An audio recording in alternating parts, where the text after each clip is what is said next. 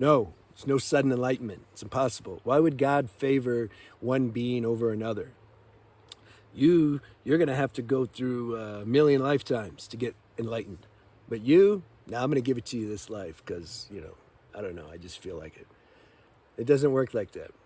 Let me see. Who are some examples that maybe people say they're sudden enlightened? Okay, Eckhart Tolle, Ramana Maharshi, Lahiri Mahasai. I have to say his name right too some point. Okay, Eckhart Tolle. A lot of you are familiar with him, probably read his book. He was going to college, he's going to school. He wasn't thinking about enlightenment.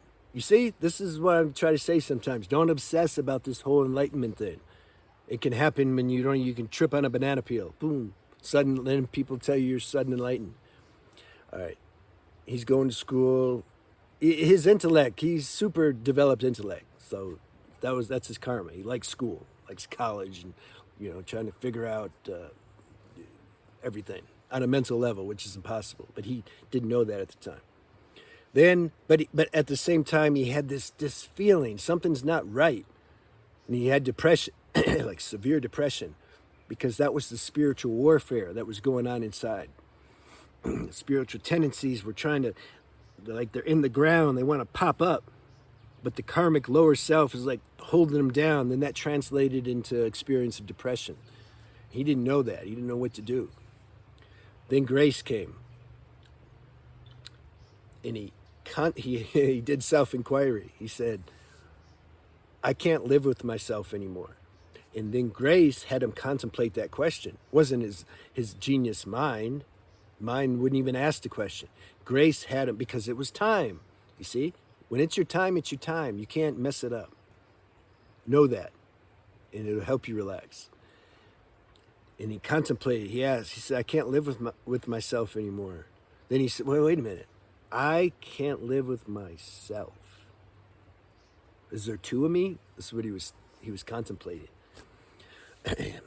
That contemplation wasn't happening in his mind. It was happening like his whole being was contemplating that. Not because he was trying, not because he learned a technique. Somebody told him, look, when you contemplate, don't contemplate with your mind, contemplate with your whole being. Okay, I'm going to do that. Can't do that. How are you going to do that? That happens when it happens. So he was contemplating that question deeply. I can't live with myself any longer. Who can't live with who? What's happening? When he asked that question, he was finished. And it was like a near-death experience, I'm imagining. That's the way he described, because when you die, I've said before, when the body dies, I'm feeling it's probably the ultimate psychedelic experience. It's funny, like we've all been in a body before that died, but we had to drink from the well of forgetfulness every time we come here, and so we can't remember. It's part of the game. Intuitively, though, there's some memories, and I feel like it's a super psychedelic experience, man. There's so much energy that gets released, and so it felt like when he had his ego death, it was similar, because he said he felt this strong energy, and he got getting sucked into a vortex, and then finally he passed out. Same thing when we die. There's going to be at least a period where we're unconscious, and then we'll become conscious again. We'll wake up on another plane, and etc. Now, can we transition through the whole thing consciously? Yeah, maybe not. Like some, it's karmic. Who knows? It's not important. He lost consciousness. He woke up. It's like he's on mushrooms. Everything was just more vivid. The colors, everything. He's like, whoa. He saw the sun coming in. I never saw the sun like that before. You see? He has subtle perception. Psychedelics can give you that, but you can't keep it. That's the thing. And it forces the channels open. This experience that Eckhart had was organic. And then, so, there you go. And he wrote the book. So it looks like it's sudden, don't it? It's like he asked a question, he passed out, and then 6-7 hours later, he woke up and he was so-called enlightened. Why?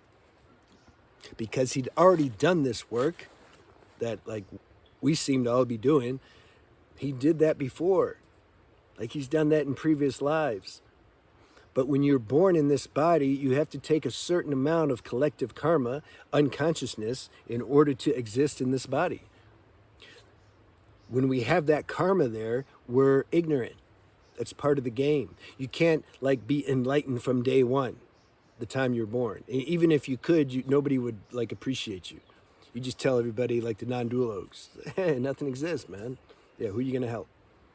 So we got a taste somehow. Even a person's been enlightened, you know, several centuries ago. If they incarnate now, they're going to be a little ignorant for a little bit. At some point, those dormant memories, though, of self-realization, because we never lose that. That's the only thing we don't lose. You can't lose what you've gained in consciousness. This is why this should be the motivation to pursue building consciousness over material stuff. All that we lose. You don't lose consciousness. So at some point, these dormant memories, dormant levels of consciousness start to awaken on us, and then they sprout, and then other people may say, oh, he's awakened, he's enlightened. That's what happened to Eckhart. Same thing that happened to Ramana Maharshi at 16. He thought he was going to die. Karma. He was dissolving all that karma at 16. Like the higher consciousness that we're unaware of while we're in this form, because if we're aware of it, just everything's too easy. That higher consciousness chose to dissolve that karma for whatever reason at that point. And he thought he was going to die. He's like, okay, yeah, if I'm going to die, I'm going to die. I'm just going to lay here and I'm going to wait for death to come. And I think the ants were crawling on him. But he's like, why should I bother them? Let him eat. I mean, I'm dying. High level, isn't it? And then he had an experience similar to Eckhart. Same thing, obviously. Obviously, Ramana Maharshi has done this work previously.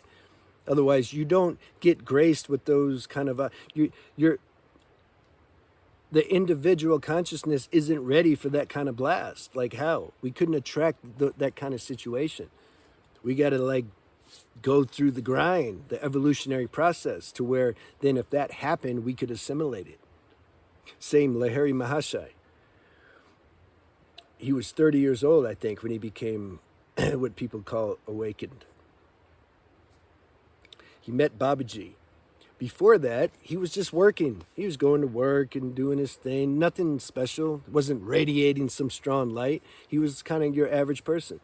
He wasn't, he had some interest. He was doing yoga asanas at like 5 years old because previous memories. But he wasn't thinking nothing about it. He wasn't like, yeah, I'm trying to get enlightened, or I'm enlightened now and I'm expressing myself through yoga. No, he was just previous life memories carried over. It's like some people... a 6-year-old can play a piano better than a 50-year-old who's been studying his whole life. Why? Previous life memories. So